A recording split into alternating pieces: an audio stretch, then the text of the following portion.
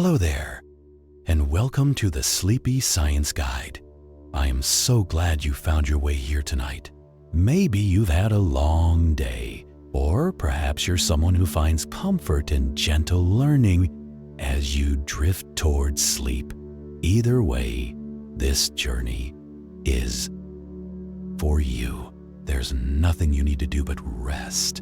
Let your shoulders drop, your breathing slow, and your mind grow quiet as we walk together through gardens both ancient and alive, through the slow wisdom of leaves and roots that have held humanity's hand for thousands upon thousands of years. Tonight, we're exploring something that sits at the crossroads of nature and healing, tradition and science, observation and care. We're talking about herbal remedies, not as miracle cures or forgotten magic, but as quiet companions in the human story.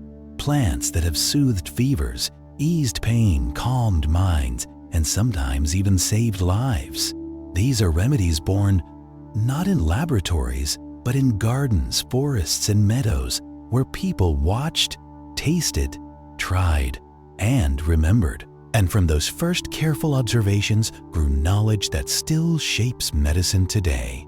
Before we begin, if these gentle explorations bring you comfort or spark a quiet curiosity, consider tapping the like button and subscribing to the channel. It helps others find their way here too, one sleepy soul at a time. But for now, let yourself settle in.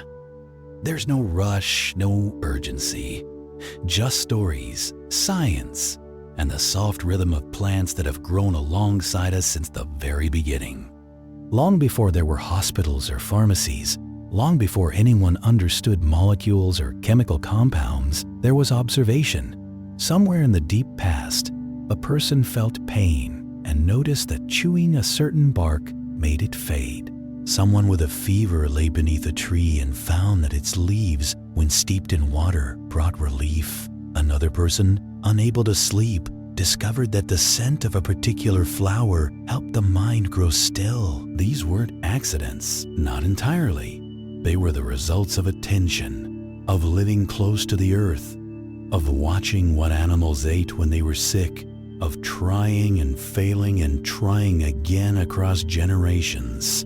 This was the beginning of herbal medicine, not a sudden discovery, but a slow accumulation of knowledge passed from elder to child, from healer to apprentice, woven into songs, stories, and rituals so it wouldn't be forgotten. In every culture, in every corner of the world, people developed relationships with the plants around them.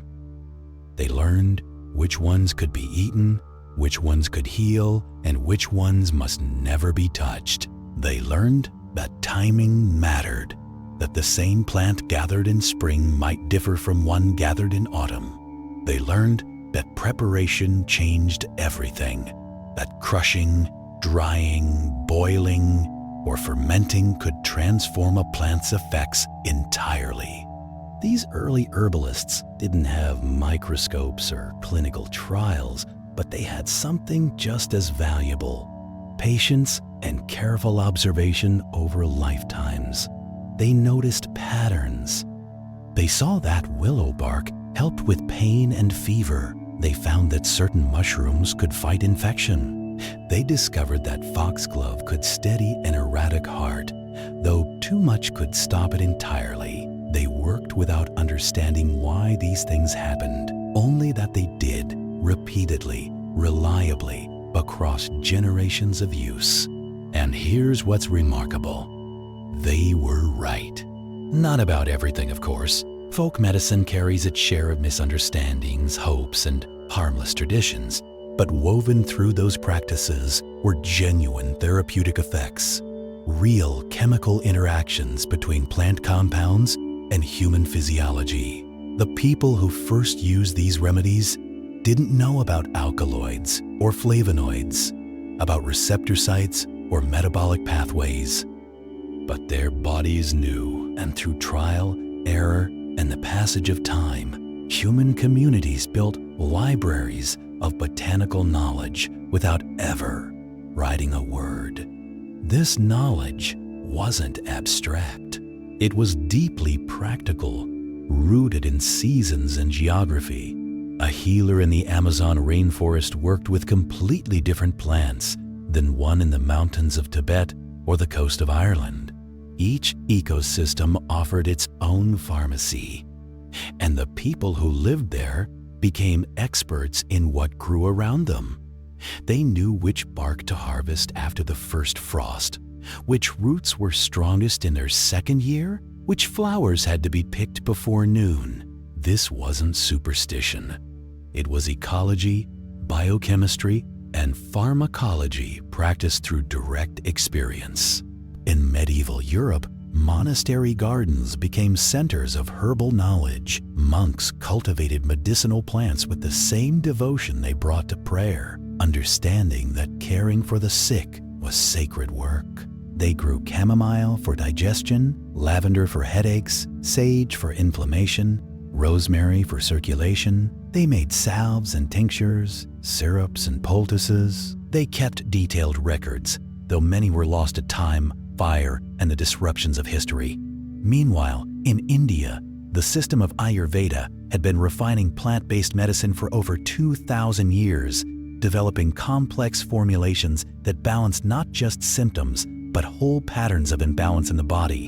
In China, traditional medicine mapped an intricate system of herbal combinations, understanding that plants worked differently in concert than alone, that ginger might carry other herbs deeper into the body, that licorice could harmonize a formula's effects. These weren't primitive guesses. They were sophisticated medical systems, and modern science has confirmed many of their observations. But the path from traditional use to scientific validation has been neither straight nor simple. For a long time, as Western medicine developed its own tools, microscopes, chemistry, controlled experiments, it often dismissed traditional herbal knowledge as folklore, as something quaint but unreliable. Only gradually did researchers begin to look back at these old remedies with new eyes, asking not whether they worked, but how and why. Let's walk through some of the most profound examples, the moments when ancient botanical wisdom became modern medicine. These are stories of transformation, of how a plant used for centuries in one form became, through scientific inquiry, a purified drug that changed the world. Consider the willow tree. For thousands of years, people across Europe, Asia, and North America used willow bark to reduce pain and fever. Ancient Egyptians recorded its use in medical papyri. Hippocrates recommended it for childbirth pain. Native American tribes made willow bark tea for headaches and inflammation. Everyone who used it noticed the same thing. It worked. But no one knew why until the early 1800s, when European chemists began isolating the active compound, a substance they named salicin. Salicin, it turned out, was converted in the body into salicylic acid, which reduced both pain and inflammation. But salicylic acid had problems. It was hard on the stomach, caused nausea, and wasn't particularly stable, so chemists kept working, modifying the molecule, until in 1897, a researcher at the German company Bayer synthesized a more stable, less irritating version. They called it acetylsalicylic acid.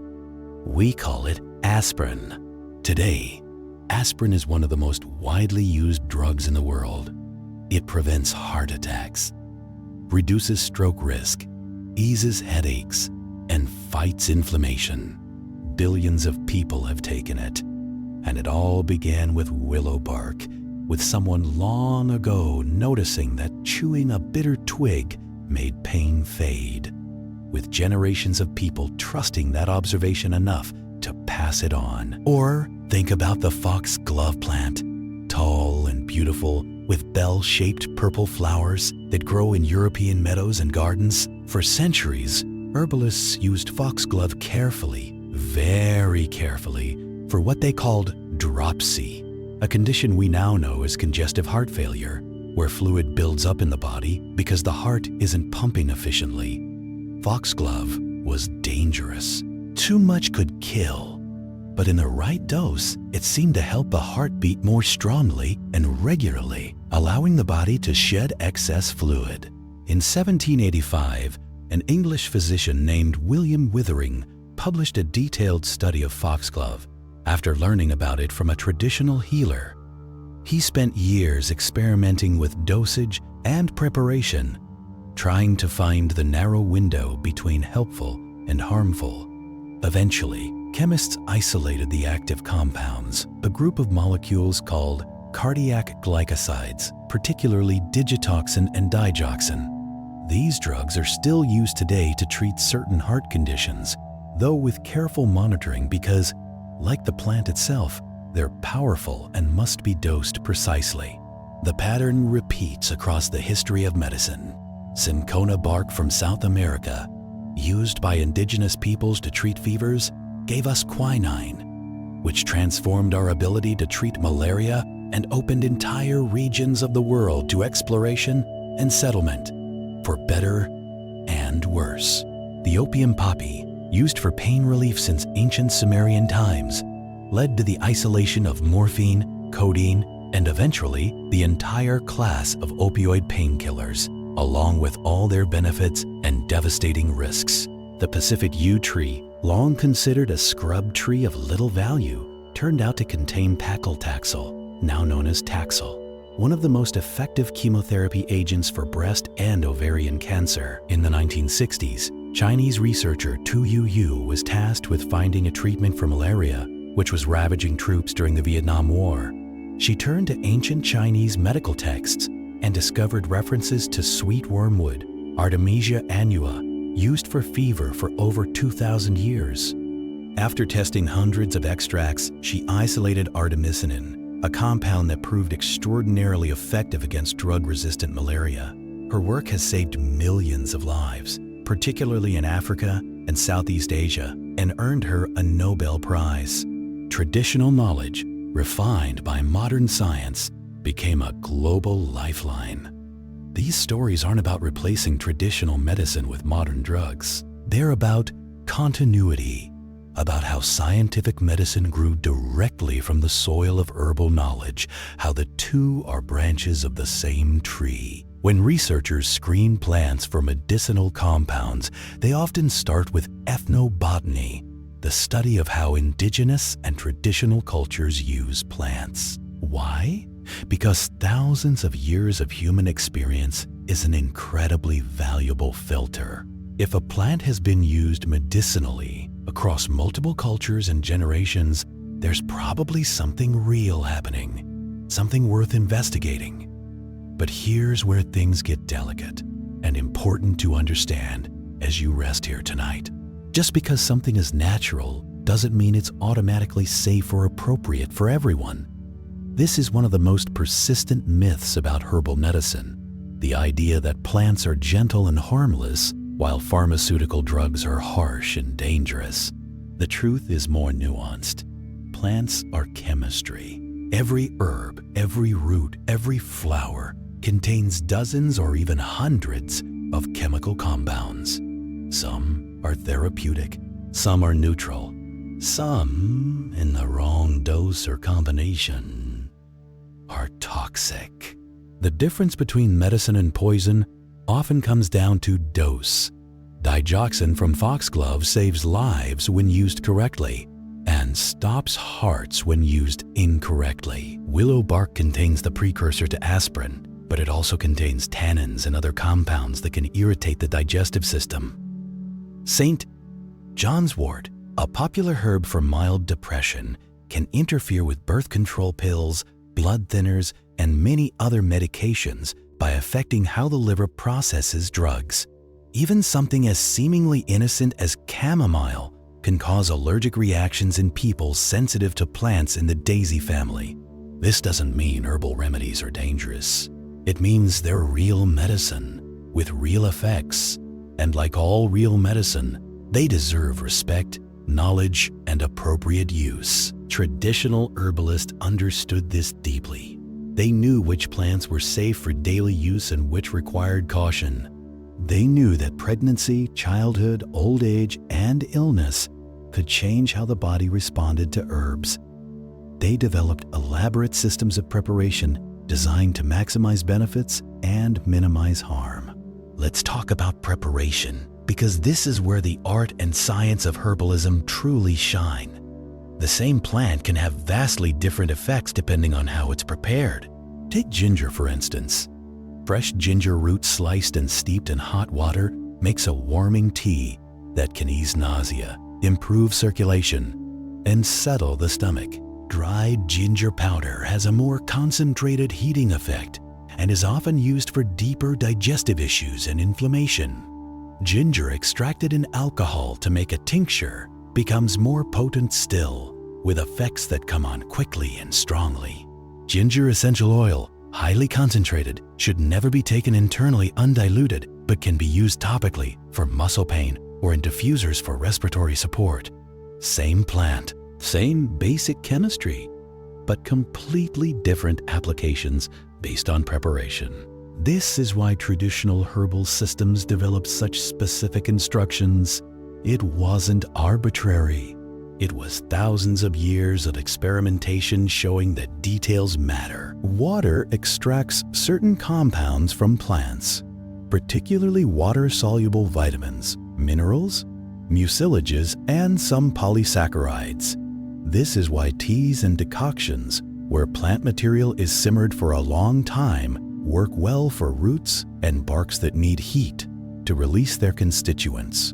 Alcohol extracts different compounds, particularly alkaloids, resins, and volatile oils that don't dissolve well in water. This is why tinctures made by soaking herbs in alcohol for weeks can be more medicinally potent than teas. Oil-based preparations like infused oils and salves extract yet another set of compounds, particularly fat-soluble vitamins and some anti-inflammatory constituents. When you infuse calendula flowers in olive oil for several weeks, you're pulling out compounds that help heal skin, reduce inflammation, and protect against infection. That same calendula made into tea would have different, though overlapping effects. Temperature matters too. Some plant compounds are heat sensitive and break down when boiled. Others require heat to become bioavailable, to be released from the plant's cell walls in a form the human body can absorb. This is why some herbs are steeped gently, covered so their volatile oils don't escape with the steam, while others are boiled hard for hours. Drying plants changes them as well. When fresh herbs are dried, some of their chemistry shifts. Water content drops dramatically, concentrating certain compounds while degrading others. Volatile oils can evaporate. Enzymes that were active in the fresh plant become dormant. This is why herbalists distinguish between herbs best used fresh and those that dry well. Lemon balm, for instance, loses much of its bright lemony aroma and some of its nervine properties when dried, though it's still useful. Nettles, on the other hand, dry beautifully and retain their nutritive mineral content almost completely. Light, oxygen, and thyme, all degreed plant medicines. This is why properly dried herbs are stored in dark, airtight containers, away from heat and moisture. It's why tinctures are kept in amber glass bottles. It's why essential oils come in small, dark containers with tight lids. Even the best prepared herbal medicine will lose potency over time. Most dried herbs are best used within a year, though roots and barks often last longer. Modern herbal supplements try to standardize all this variability. They extract specific compounds, create capsules with measured doses, sometimes add enteric coating so the medicine releases in the intestines rather than the stomach. This makes dosing consistent and convenient, but it can also strip away the complexity of the whole plant. Many herbalists argue that plants work best as complete packages, that the minor compounds support and modulate the effects of the major ones in ways we don't fully understand. This is called the entourage effect, And while it's hard to prove definitively, there's enough evidence to suggest that isolated compounds don't always work quite the same as whole plant preparations. Consider turmeric, a golden root used in Indian cooking and Ayurvedic medicine for thousands of years. The active compound that's received the most scientific attention is curcumin, a powerful anti-inflammatory molecule. You can buy curcumin supplements, highly concentrated and standardized, but curcumin on its own is poorly absorbed by the body. Traditional preparations of turmeric almost always include black pepper, which contains piperine, a compound that increases curcumin absorption by up to 2,000%. The people who developed these formulations didn't know about bioavailability or pharmacokinetics, but they noticed that turmeric worked better with pepper, so that's how they used it. This kind of traditional wisdom shows up everywhere. Once you start looking, garlic is most medicinally active when crushed and allowed to sit for 10 minutes before cooking or consuming because crushing activates enzymes that convert all illin into allicin, the compound responsible for many of garlic's health benefits. Reishi mushroom, prized in Chinese medicine for immune support and longevity, must be extracted in hot water or alcohol because its beneficial polysaccharides and triterpenes are locked in tough cell walls that human digestion can't break down. Simply eating dried reishi won't do much, but a proper extraction, simmered for hours or tinctured for weeks, makes its medicine available. These preparation methods aren't superstition. They're applied chemistry figured out through observation and refined over centuries. Now, let's talk about how herbs actually work in the body, because this is where the science becomes both fascinating and soothing, a reminder that healing happens in layers, slowly, through gentle influence rather than force. Take peppermint, one of the most commonly used medicinal plants in the world. When you drink peppermint tea or chew a peppermint leaf, menthol, the primary active compound, comes into contact with your mouth and digestive tract. Menthol activates cold-sensitive receptors called TRPM8, which is why mint feels cooling even though it doesn't actually lower temperature. This activation has several effects. In the mouth and throat, it can ease irritation and make breathing feel easier. In the esophagus, it can relax the lower esophageal sphincter, which is helpful if you have heartburn, though it can also worsen acid reflux in some people. A good reminder that even gentle herbs don't work the same for everyone. In the stomach and intestines, peppermint's volatile oils, particularly menthol and menthone, have antispasmodic effects. They relax smooth muscle, the type of muscle that lines the digestive tract, which can ease cramping, reduce bloating, and help with symptoms of irritable bowel syndrome. Multiple studies have confirmed this effect, showing that enteric-coated peppermint oil capsules, which release their contents in the intestines rather than the stomach, significantly reduce IBS symptoms for many people. But here's what's lovely about peppermint. Its effects aren't just biochemical. The act of sipping warm peppermint tea is itself therapeutic. The heat, the ritual, the moment of pause.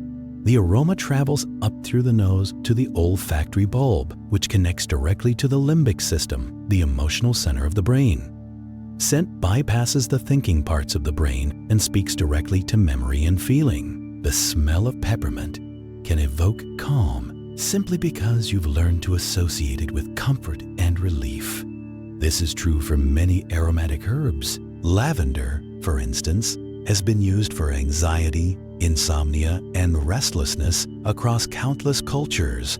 Its essential oil contains linalool and linalool acetate, compounds that appear to modulate neurotransmitter activity, particularly GABA, which promotes relaxation and reduces nervous system excitability. Studies show that lavender aromatherapy can reduce anxiety before medical procedures, improve sleep quality, and even lower heart rate and blood pressure in stressed individuals. But lavender's effects aren't purely chemical. They're also contextual, cultural, learned. If you've grown up associating lavender with bedtime, with clean sheets and quiet evenings, then smelling lavender will trigger those associations, priming your mind and body for rest. The plant works with your memory, your expectations, your environment. This doesn't make the effect less real. If anything, it makes it more interesting. A dance between chemistry and consciousness. Chamomile works similarly. Its flowers contain apigenin, a flavonoid that binds to benzodiazepine receptors in the brain, the same receptors targeted by anti-anxiety medications like Valium, though much more gently. This may explain why chamomile tea has a mild sedative effect, why it's been used for centuries to calm nerves and promote sleep. But chamomile is also warm, slightly sweet, comforting to hold and sip. Its effects accumulate, physical, emotional, sensory, all working together. Ginger offers another window into how herbs interact with the body. Its pungent compounds, particularly gingerols and shogals, have powerful anti-nausea effects. They work partly by affecting serotonin receptors in the gut, the same receptors targeted by prescription anti-nausea drugs. This is why ginger helps with motion sickness, morning sickness during pregnancy, and nausea from chemotherapy. But ginger also stimulates digestive secretions, improves gut motility, and has anti-inflammatory effects throughout the body. A single plant, multiple mechanisms, multiple benefits.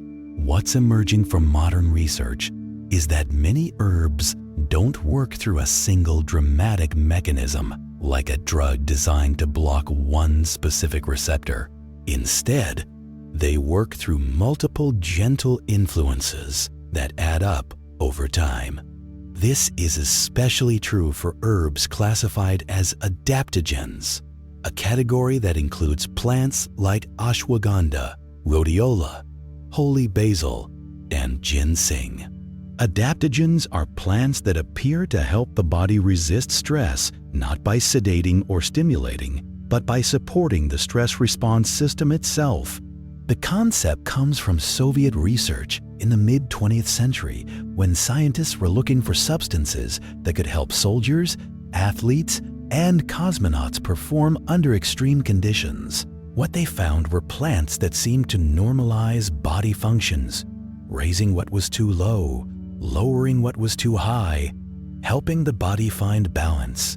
Ashwagandha, used in Ayurvedic medicine for over 3,000 years, is a perfect example. Modern research shows it can lower cortisol levels in chronically stressed individuals, improve sleep quality, reduce anxiety, and even enhance physical performance and muscle recovery. But it doesn't work like a sedative that simply slows everything down. Instead, it seems to modulate the hypothalamic pituitary adrenal axis, the HPA axis, which controls the body's stress response. By supporting this system's ability to regulate itself, ashwagandha helps people feel more resilient, more able to meet challenges without becoming overwhelmed. Rhodiola, a plant that grows in cold, mountainous regions, has similar adaptogenic properties. It's been used traditionally in Scandinavia and Russia to combat fatigue, enhance mental clarity, and improve endurance. Studies suggest it works partly by influencing neurotransmitters like serotonin and dopamine, and partly by affecting the body's energy metabolism at the cellular level, helping cells produce and use energy more efficiently. These effects don't happen overnight. Unlike pharmaceutical drugs that often work within hours, adaptogenic herbs generally need to be taken consistently for weeks before their full benefits emerge. This slower timeline can be frustrating in our quick-fix culture, but it's also part of how these plants work, gently, cumulatively, supporting the body's own regulatory systems rather than overriding them. Holy basil, also called tulsi, is revered in Hindu tradition as a sacred plant grown in courtyards and temples. Medicinally, it's used to support the immune system, protect against stress, and promote mental clarity. Research has found that its essential oils and phenolic compounds have anti-inflammatory, antimicrobial, and neuroprotective effects. Drinking tulsi tea regularly, a common practice in India, may help buffer the physical and mental wear of chronic stress. Astragalus, a root used in traditional Chinese medicine, has been studied for its immune-modulating properties. Modern research shows it can lower cortisol levels in chronically stressed individuals, improve sleep quality, reduce anxiety, and even enhance physical performance and muscle recovery. But it doesn't work like a sedative that simply slows everything down. Instead, it seems to modulate the hypothalamic pituitary adrenal axis, the HPA axis, which controls the body's stress response. By supporting this system's ability to regulate itself, ashwagandha helps people feel more resilient, more able to meet challenges without becoming overwhelmed. Rhodiola, a plant that grows in cold, mountainous regions, has similar adaptogenic properties. It's been used traditionally in Scandinavia and Russia to combat fatigue, enhance mental clarity, and improve endurance. Studies suggest it works partly by influencing neurotransmitters like serotonin and dopamine, and partly by affecting the body's energy metabolism at the cellular level, helping cells produce and use energy more efficiently. These effects don't happen overnight. Unlike pharmaceutical drugs that often work within hours, adaptogenic herbs generally need to be taken consistently for weeks before their full benefits emerge. This slower timeline can be frustrating in our quick-fix culture, but it's also part of how these plants work, gently, cumulatively, supporting the body's own regulatory systems rather than overriding them. Holy basil, also called tulsi, is revered in Hindu tradition as a sacred plant grown in courtyards and temples. Medicinally, it's used to support the immune system, protect against stress, and promote mental clarity. Research has found that its essential oils and phenolic compounds have anti-inflammatory, antimicrobial, and neuroprotective effects. Drinking tulsi tea regularly, a common practice in India, may help buffer the physical and mental wear of chronic stress. Astragalus, a root used in traditional Chinese medicine, has been studied for its immune-modulating properties. St. John's wort, widely used for mild to moderate depression with good evidence supporting its effectiveness, is also one of the most problematic herbs when it comes to drug interactions. It induces certain liver enzymes, particularly those in the cytochrome P4/5 system, which metabolize many medications. This means St. John's wort can make other drugs less effective, including birth control pills, blood thinners like warfarin, immunosuppressants taken after organ transplants, and some cancer medications. People have had transplant rejections, unplanned pregnancies, and other serious consequences from combining St. John's wort with prescription drugs without realizing the risk. Ginkgo biloba, used for cognitive support and circulation, has blood-thinning properties. This can be beneficial for some people, but dangerous for others, particularly those already taking anticoagulant medications or those scheduled for surgery. The same is true for garlic, ginger, and turmeric in high doses. They can all affect blood clotting, which means they need to be stopped before surgical procedures to avoid excessive bleeding. Licorice root, used traditionally for digestive issues and adrenal support, contains glycyrrhizin, a compound that can raise blood pressure and lower potassium levels if used long-term or in large amounts. People with high blood pressure, heart disease, or kidney problems need to avoid licorice or use only deglycyrrhizinated licorice, DGL, which has the problematic compound removed. Some herbs are unsafe during pregnancy. Blue cohosh and pennyroyal can cause uterine contractions and have been associated with miscarriage. Even herbs considered generally safe like chamomile and peppermint should be used thoughtfully during pregnancy in moderate amounts because pregnancy changes how the body processes everything. Children aren't just small adults. They're developing systems process herbs differently, and dosing needs to be adjusted carefully. Some herbs appropriate for adults aren't suitable for young children at all. The same caution applies to elderly people, whose liver and kidney function may be reduced, affecting how they metabolize herbal compounds.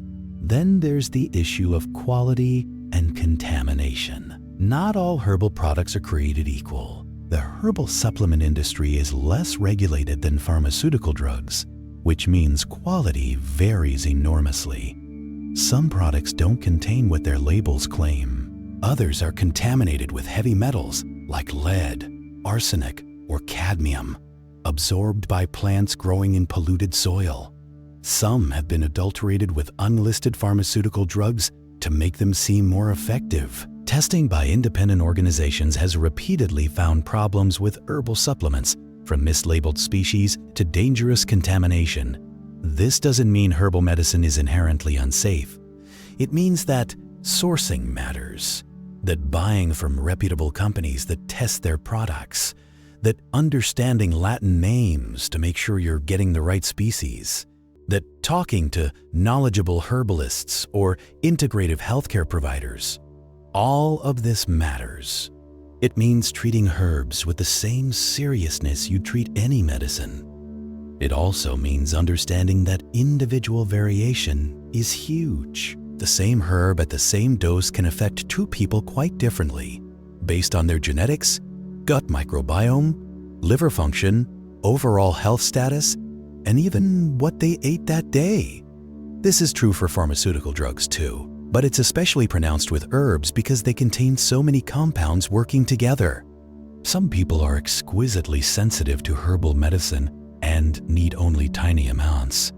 Others seem barely affected even by substantial doses.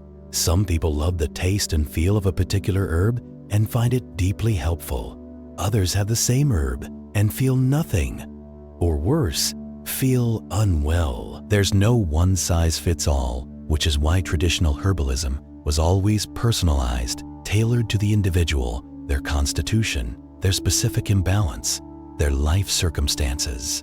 In Ayurveda, practitioners assess someone's dosha, their fundamental constitutional type, and choose herbs accordingly. What balances a Vata person? Someone who tends toward anxiety, dryness, and variable digestion will differ from what helps a Kapha person, someone who tends toward sluggishness, congestion, and steady energy. In traditional Chinese medicine, practitioners look at patterns of deficiency and excess, heat and cold, dampness and dryness, choosing herbs that address the specific pattern rather than just the symptom. This kind of nuanced, individualized approach is hard to capture in randomized controlled trials, which try to control for variables and find universal effects.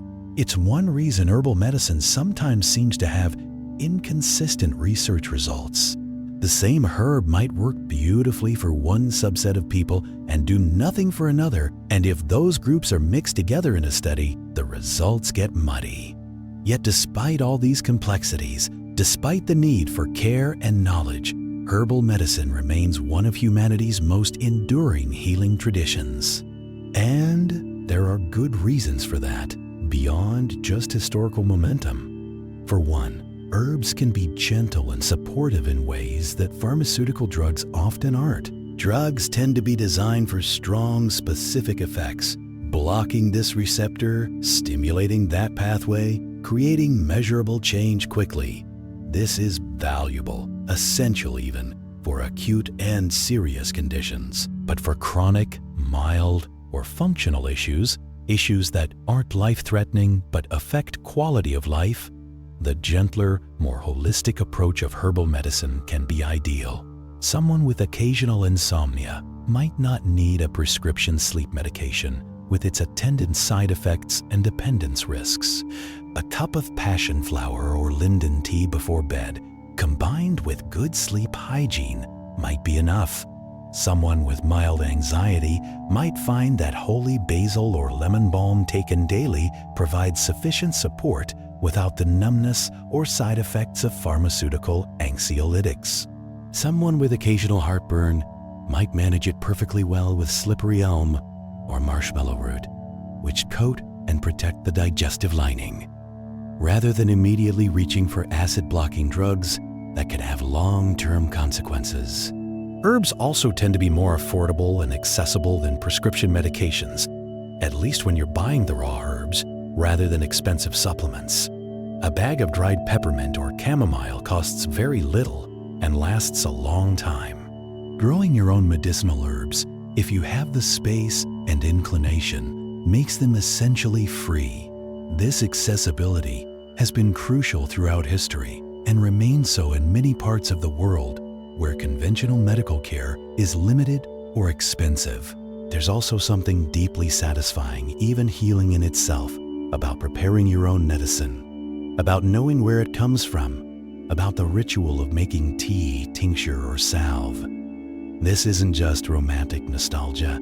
The act of caring for yourself through these simple, tangible processes can be therapeutic, a counterbalance to the passivity of being a patient, of swallowing pills prescribed by others without understanding what they are or how they work.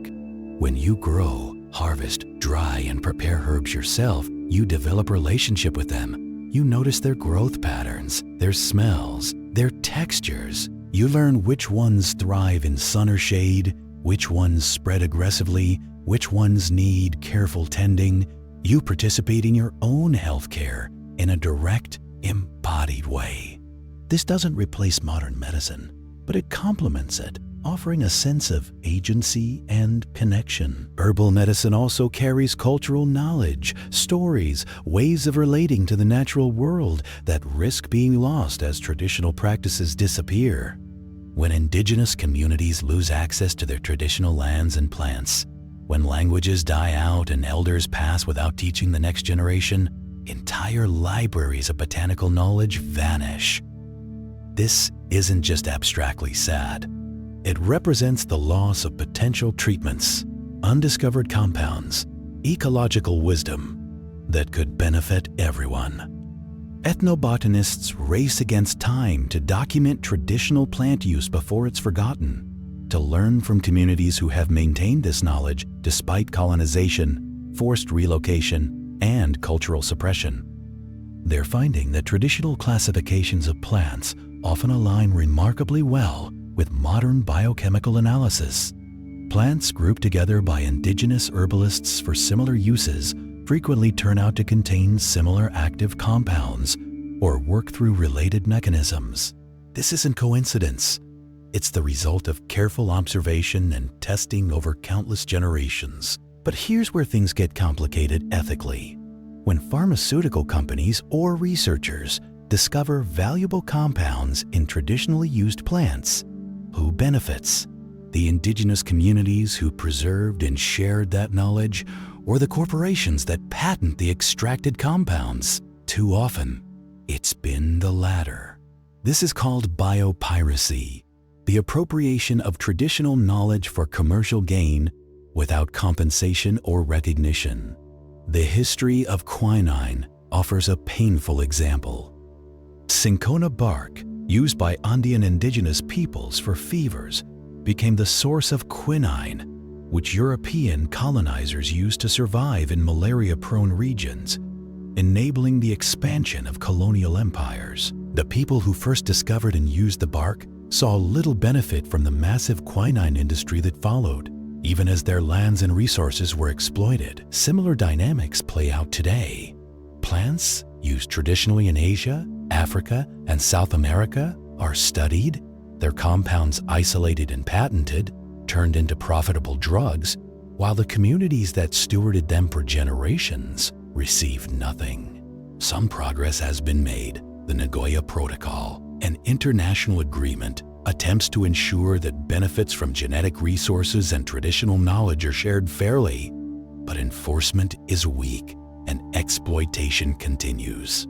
This colonial history also means that some plants are now threatened by overharvesting, driven by global demand created by the very popularization of traditional remedies. American ginseng, wild harvested in Appalachian forests, has become rare in many areas due to intense collection for export to Asia. Golden seal, another North American native used for immune support and infections, faces similar pressure. Sandalwood, prized for its aromatic and medicinal properties, is endangered in parts of India. Sustainable and ethical sourcing matters deeply. When you buy herbal products, it's worth looking for companies that cultivate herbs rather than wild harvesting them, or that wild harvest responsibly in areas where plants are abundant, taking only what the population can sustain.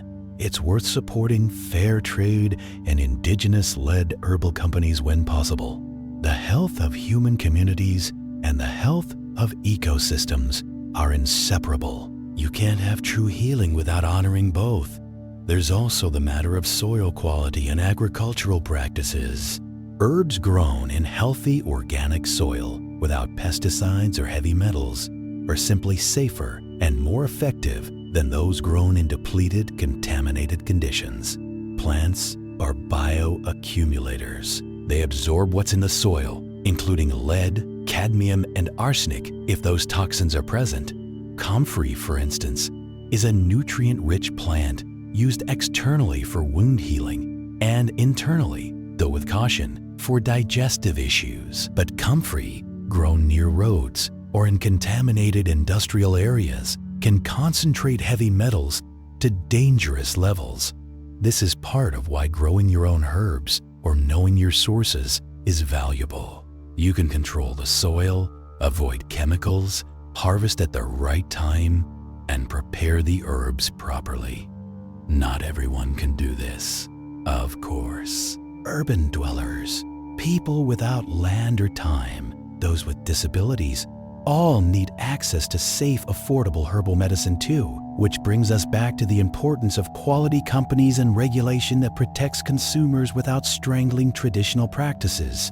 All of this complexity, the science and the culture, the benefits and risks, the individual variation and ecological context can feel overwhelming. But it doesn't have to be. Herbal medicine at its best is simple and grounded. It's about using what grows near you, learning a few plants deeply, starting gently, and paying attention to how your own body responds. You don't need to become an expert in pharmacology or ethnobotany to benefit from herbs. You can start with something as simple as drinking ginger tea when your stomach is upset, or rubbing lavender oil on your temples during a headache, or soaking in a bath with chamomile and oats when your skin is irritated. These small, tangible practices reconnect you with a kind of care that's been part of human life for as long as humans have existed. And as you use these plants, as you notice their effects, subtle though they might be, you're participating in that ancient conversation, the one that began when the first person tasted willow bark and felt their fever ease, when someone smelled lavender and felt their breathing slow. You're learning what your ancestors knew, that the earth provides, that plants offer their own kind of medicine, and that healing is as much about relationship and attention as it is about chemistry. This brings us to something important, the role of expectation and belief in herbal medicine. It's tempting to dismiss this as placebo, as if that makes the effect less real or valuable. But the placebo response is fascinating and powerful, a demonstration of how mind and body influence each other constantly. When you believe something will help you, when you create ritual around it, when you associate it with care and comfort, your nervous system responds. Stress hormones drop. Immune function improves. Pain perception changes. These aren't imaginary effects. They're measurable physiological changes triggered by expectation and context. Herbal medicine works with this rather than against it. The act of making tea, the warmth of the cup, the aroma, the quiet moment of drinking, all of these contribute to the therapeutic effect. The plant's chemistry works alongside your mind's capacity for self-healing, and the two amplify each other. This doesn't mean herbs only work through placebo. The research on many herbs shows effects beyond what placebo alone can explain. But it does mean that how you take an herb matters, not just what herb you take. Taking a capsule rushed at a stoplight while stressed is different from sitting down with a cup of tea you've prepared thoughtfully, breathing in the steam, letting your shoulders drop. Same herb, potentially different outcome because the context shapes the experience. Traditional healing systems understood this implicitly. They embedded medicine in ritual, story, and relationship. A healer didn't just hand over herbs. They listened, asked questions, perhaps performed prayers or blessings, created a sense of being cared for and held. This wasn't superstition. It was good medicine, addressing the whole person, not just the isolated symptom. Modern integrative practitioners are rediscovering this wisdom. The best ones combine scientific knowledge of herbs with time, attention, and personalized care. They ask about your life, your stress, your sleep, your relationships. They understand that addressing chronic digestive issues might require not just the right herbs, but also changes in how you eat, how you manage stress, how you relate to your body. The herbs support the process, but they're part of a larger picture. This holistic approach can be frustrating for people seeking quick fixes, simple answers, a pill for every ill. Herbal medicine tends to resist that paradigm. It asks for patience, participation, attention. It works best when combined with other supportive practices: good nutrition, adequate rest, stress management, movement, connection. The herbs aren't magic bullets. They're allies in a larger process of taking care of yourself. And sometimes, honestly, they're not enough.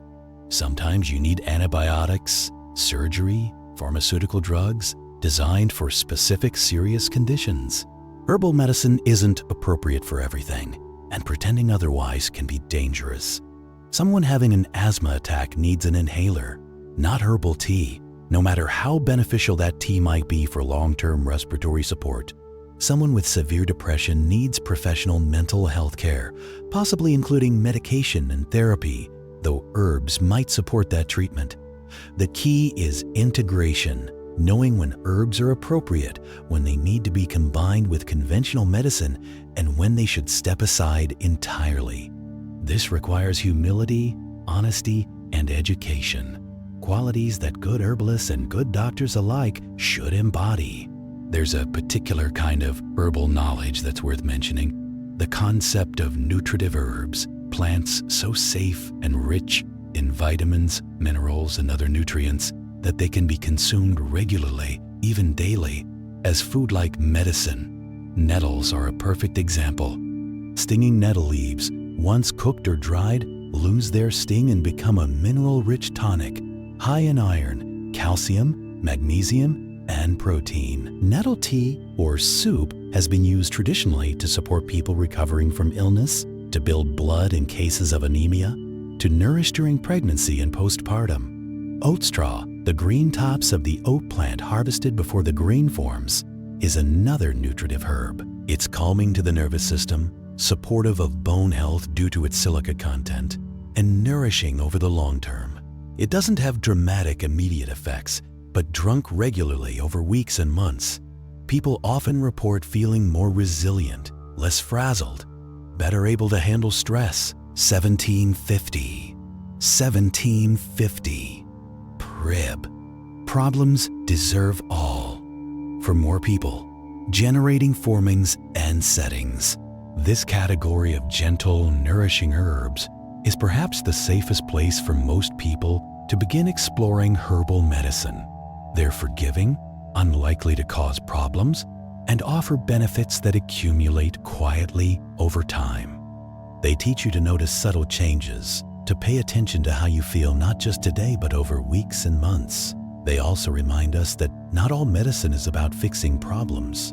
Some of it is about nourishment, about providing the body with what it needs to maintain itself, to resist imbalance before it becomes illness. This preventive, tonic approach is central to many traditional medical systems but has been largely lost in modern Western medicine, which excels at crisis intervention but often neglects ongoing maintenance and prevention. Herbal medicine invites you back to that maintenance, to small daily practices that support health rather than waiting for disease to appear. It's less dramatic than emergency medicine, but over a lifetime, these quiet, consistent practices can make a profound difference. As we move toward the end of this journey together, let's take a moment to appreciate the sheer diversity of the plant kingdom, the astonishing range of chemical creativity that evolution has produced. There are hundreds of thousands of plant species on Earth, and humans have used thousands of them medicinally across different cultures and times. Each plant is a unique chemical factory, producing compounds to defend itself from pests, attract pollinators, compete with neighbors, communicate with allies. We've only scratched the surface of understanding this botanical chemical diversity. New medicinal compounds are still being discovered in plants, particularly from rainforests, oceans, and other biodiverse ecosystems. Each time a forest is cleared, species go extinct, and with them, potential medicines vanish before we ever knew they existed. This is why conservation isn't just about saving pandas and polar bears, as important as those are. It's about preserving the living library of chemistry that plants represent, the billions of years of evolutionary experimentation encoded in roots, leaves, bark, and flowers. We need these plants, not just for current medicines, but for future ones we haven't yet discovered. And beyond their medicinal value, plants are our partners in the most fundamental ways. They produce the oxygen we breathe. They stabilize soil, filter water, regulate climate. They feed us, clothe us, shelter us, delight us with their beauty. Medicinal plants are a subset of this larger relationship, a reminder that our health and the health of the living world are one and the same. When you drink a cup of herbal tea, you're entering into relationship with a plant that has its own life, its own ecological role, you're benefiting from compounds it created for its own purposes, molecules that happen through the strange serendipity of evolution to interact with human physiology in helpful ways. It's a gift, though not one given intentionally. It's an accident of biochemistry and deep time that certain plant compounds fit into our cellular receptors, like keys and locks, that they can ease our pain, calm our minds, support our healing. There's something deeply humbling about this, about the fact that we're not separate from nature, not masters of it, but participants in it, dependent on it, shaped by it. Herbal medicine, practiced with awareness and respect, can be a path back to feeling that connection, to remembering that we're animals on a living planet, that our bodies are made of earth and water and sun, and that the same forces that grow plants also grow us. This perspective shifts how you approach healing. It becomes less about controlling the body, forcing it into compliance, and more about supporting it, listening to it, working with its own wisdom. Your body knows how to heal. It's evolved exquisite repair mechanisms, immune responses, inflammatory pathways that resolve and rebuild. Sometimes those systems need help, need a nudge in the right direction, need relief from overwhelming stress or infection. Herbs can provide that help, but gently, in partnership with the body's own efforts. This is a slower, quieter kind of healing than we're used to in the age of antibiotics and surgery, both of which are miracles in their own right. But there's value in slowness, in giving the body time to adjust, to integrate, to find its own balance with support rather than intervention. There's value in approaching health as a practice rather than a destination, something you tend daily, like a garden, rather than something you achieve once and then forget about. And there's profound value in simplicity, in knowing that you can care for yourself and your loved ones with plants you can grow, identify, prepare, and use without needing expensive equipment or expert supervision. This doesn't mean rejecting modern medicine. It means having more tools, more options, more agency in your own well-being. It means knowing that when your child has a cough, you can make them a simple honey and thyme syrup, soothing and antimicrobial, something they can take without fear, something that tastes of care. It means knowing that when you're stressed and can't sleep, you can make a bath with lavender and chamomile, letting the warm water and scent quiet your nervous system. It means knowing that when your muscles ache from overwork, you can rub them with arnica oil or ginger salve, easing inflammation and pain without reaching immediately for pills. These practices don't solve everything, but they offer comfort, agency, connection. They're quiet acts of care in a world that often feels overwhelming and out of control. They remind you that healing happens not just in hospitals and clinics, though those are vital, but also in kitchens and gardens, in the small rituals of tending to yourself and others with attention and love. As you rest here now, breathing slowly, feeling your body held by whatever surface supports you, imagine for a moment that you can sense the plants around you, even if you're inside, even if you live in a city far from any forest. They're there, somewhere, growing in the cracks of sidewalks, in parks and gardens, in wild places near and distant. They're photosynthesizing, turning sunlight into chemical energy, producing oxygen, creating the compounds that might one day soothe someone's pain or calm someone's fear. They're not thinking of you, not consciously, but they're there nonetheless. Silent allies, ancient companions in the human story, older than our species, older than our civilizations, growing and changing and adapting through seasons and centuries and millennia, offering themselves to those who know how to ask, how to listen, how to use them with respect and care. You don't need to remember everything you've heard tonight. Let it settle like sediment in water, drifting down gently, finding its place. What matters isn't memorizing facts, but perhaps a shift in perspective, a reminder that medicine can be simple, that it grows in the ground, that you're part of an unbroken chain of people who learned from plants and passed that knowledge forward. And perhaps when morning comes, you'll look at a plant with new eyes, with recognition of its complexity, its chemistry, its history. Perhaps you'll try growing something medicinal on a windowsill, or making a cup of tea with intention and awareness. Perhaps you'll simply carry the knowledge that there are more ways to heal than you were taught, that the earth provides, and that you're held by systems of life and care that extend far beyond what you can see or control. But before we let everything settle into sleep, there are more stories worth telling, more plants worth meeting, more connections between the ancient and the modern that deserve their moment in this quiet space. Let's continue our journey a little longer, moving even more slowly now, like walking through a garden at twilight when the colors soften and the edges blur. Think about valerian root, another plant with a long medicinal history that bridges folk tradition and modern use. The ancient Greeks and Romans used it for insomnia and nervousness. Medieval herbalists prescribed it for everything from anxiety to heart palpitations.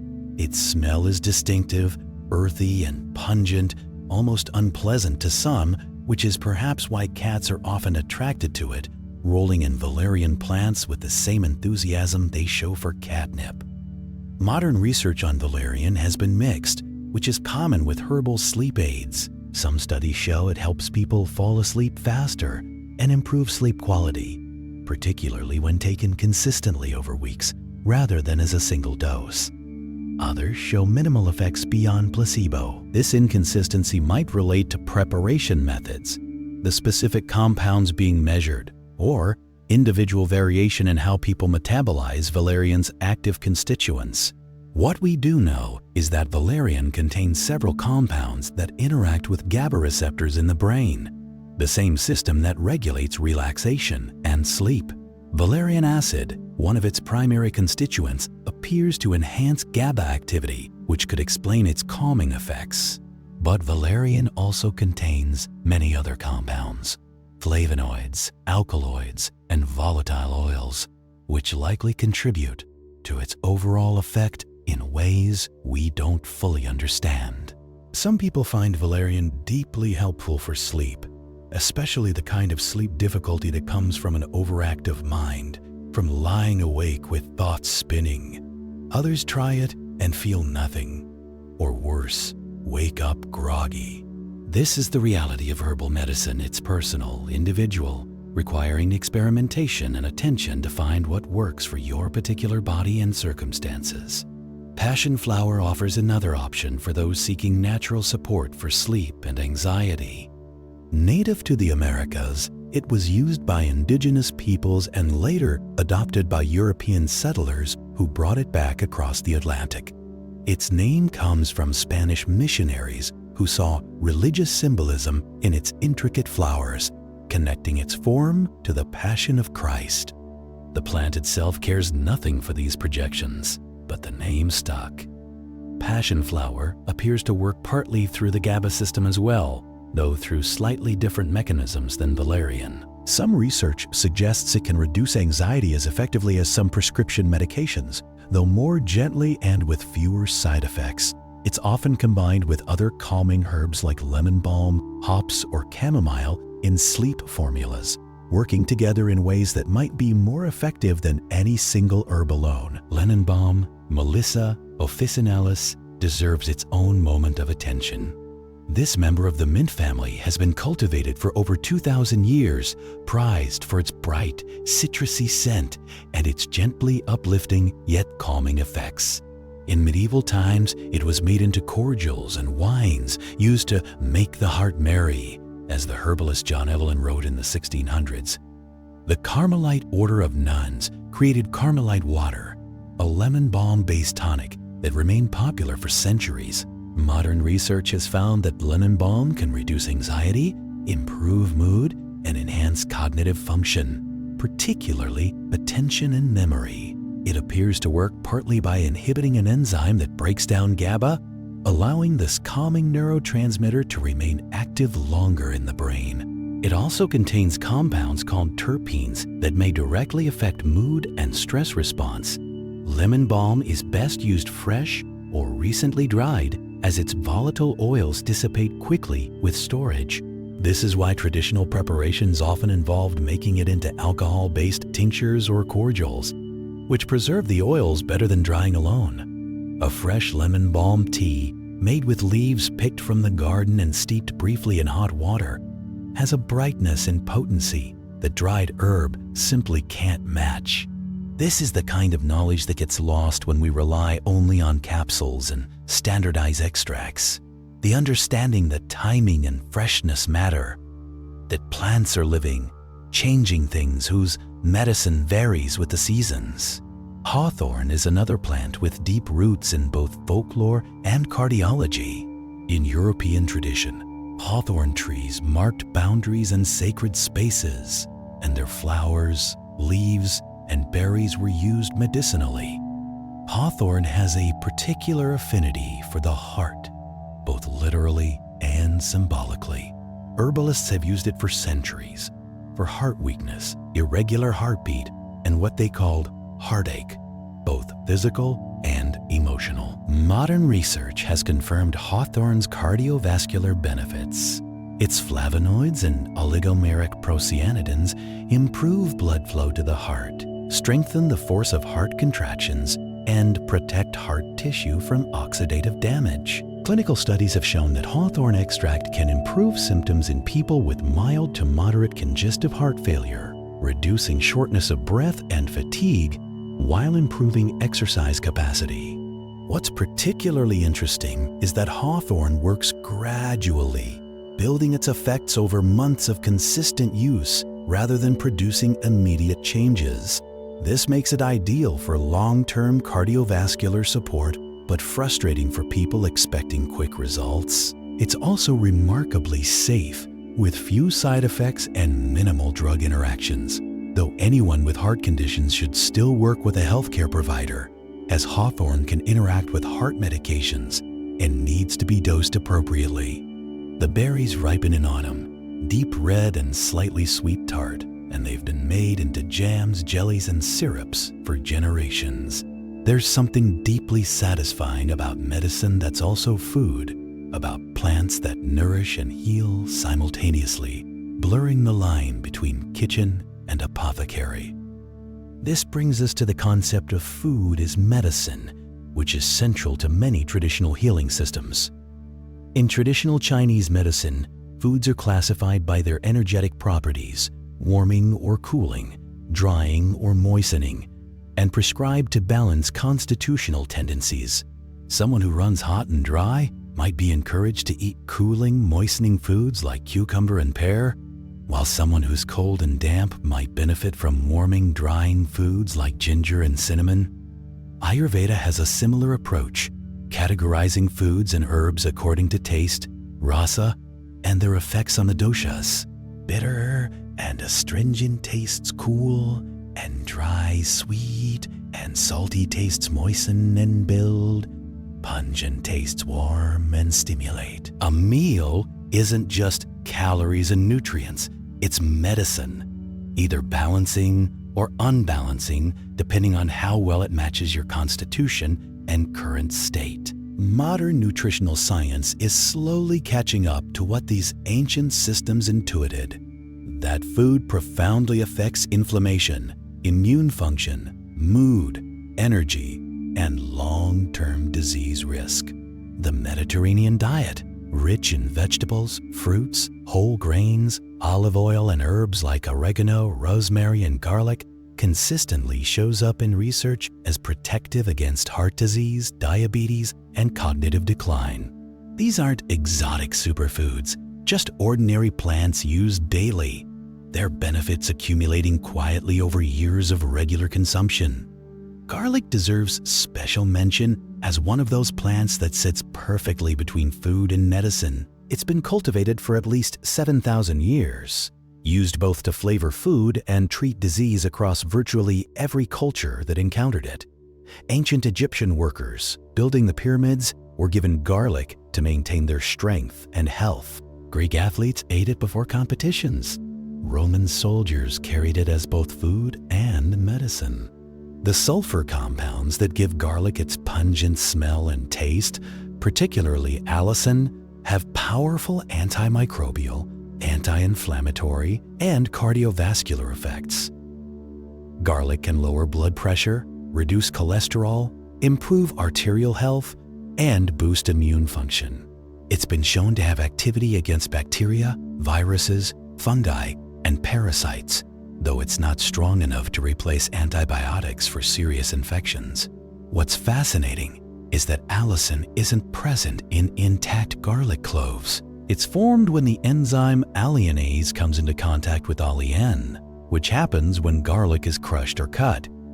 This is why chopped garlic that sits for 10 minutes before cooking is more medicinally potent than garlic cooked whole.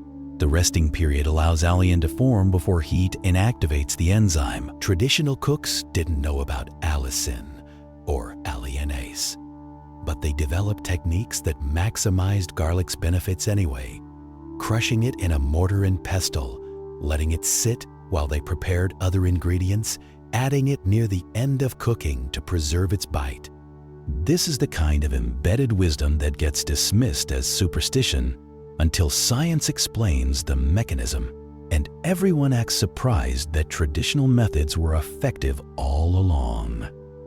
Onions, garlic's milder cousin, offer similar benefits through related sulfur compounds, along with quercetin, a flavonoid with anti-inflammatory and antihistamine properties. Cooked onions have been used in poultices for chest congestion and coughs for centuries. Onion syrup, made by layering sliced onions with honey and letting them macerate overnight, is a traditional remedy for sore throat and cough that actually has some scientific backing. The honey soothes irritated tissue while the onion's compounds help thin mucus and fight infection. These simple kitchen remedies might seem unsophisticated compared to modern medicine, but there's beauty in their accessibility and safety.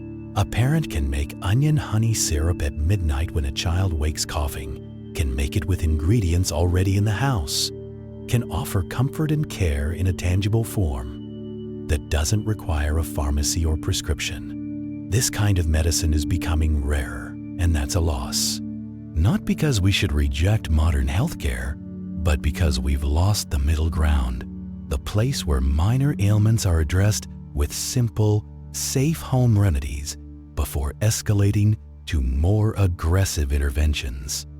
We've forgotten that not every problem requires a pill, that sometimes what's needed is warmth, rest, gentle support, and time. Thyme is another culinary herb with significant medicinal properties. Its essential oil, thymol, is strongly antimicrobial, which is why thyme has been used for respiratory infections, particularly coughs and bronchitis, for centuries. Thymol is also the active ingredient in many commercial mouthwashes and vapor rubs. Thyme tea, made with fresh or dried leaves and perhaps sweetened with honey, is a traditional remedy that combines the antimicrobial properties of thymol with the soothing effects of warm liquid and honey. Research has confirmed that thyme extract can help loosen mucus, reduce coughing, and fight respiratory infections. It's particularly useful for wet coughs where mucus needs to be expelled, as opposed to dry, irritated coughs where other herbs might be more appropriate.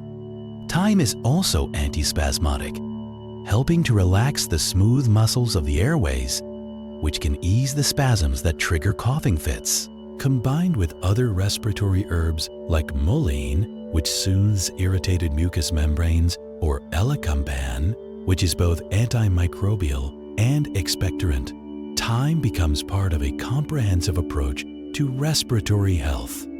This is how traditional herbalism often worked, not with single herbs for single symptoms, but with combinations that addressed multiple aspects of an illness simultaneously. Sage, yet another kitchen herb with medicinal properties, has been used for sore throats, mouth sores, and gum inflammation due to its astringent and antimicrobial properties. Sage tea or gargle can reduce throat pain and fight infection. It's also been traditionally used to dry up excessive secretions, including breast milk when weaning, and to reduce night sweats and hot flashes during menopause. Modern research has found that sage may improve cognitive function and memory, particularly in people with Alzheimer's disease or mild cognitive impairment.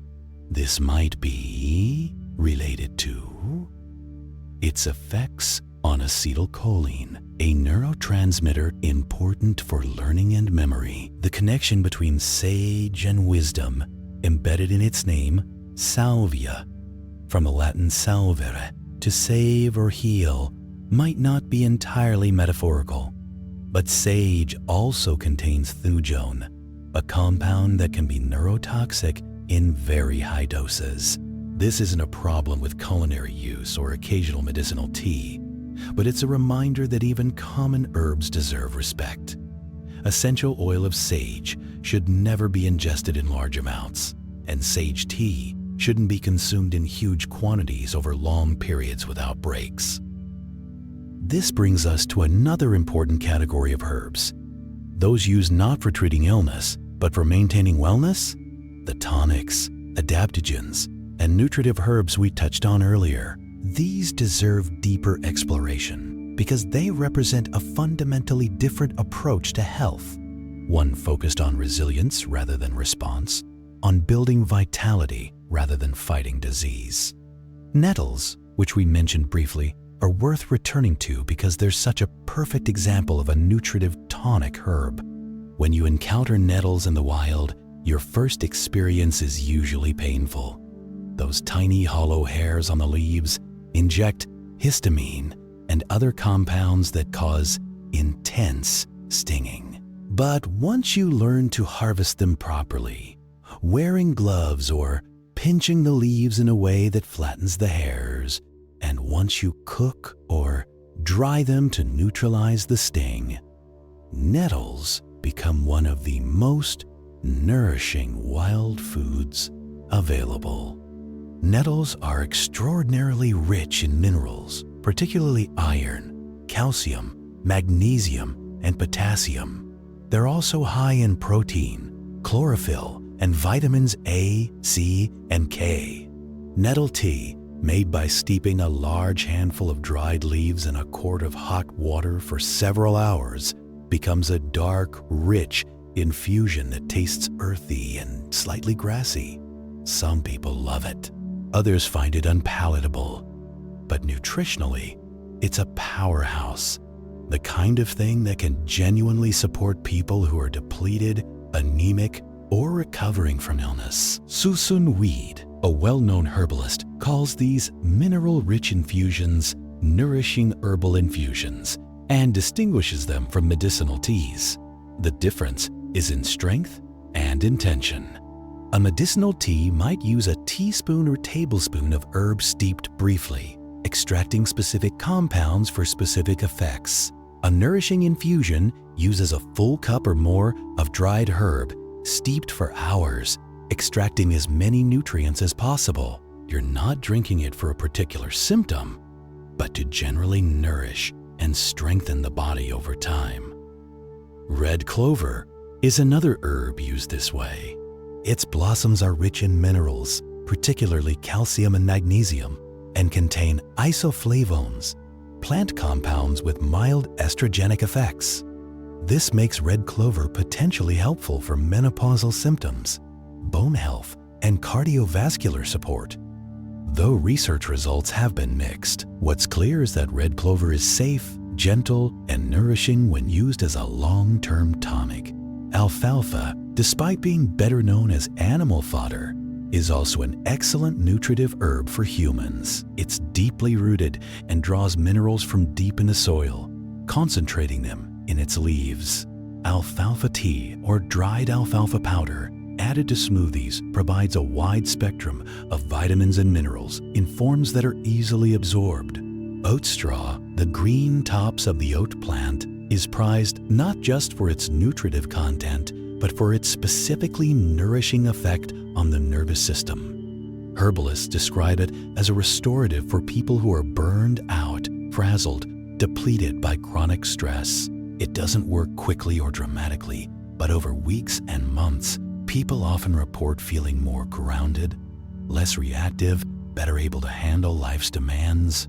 This concept of herbs that nourish specific systems, nervous system, reproductive system, digestive system, is central to traditional herbalism and is distinct from the pharmaceutical approach of targeting specific symptoms. It's more like the difference between giving a depleted garden chemical fertilizer for a quick fix versus building healthy soil through compost and cover crops.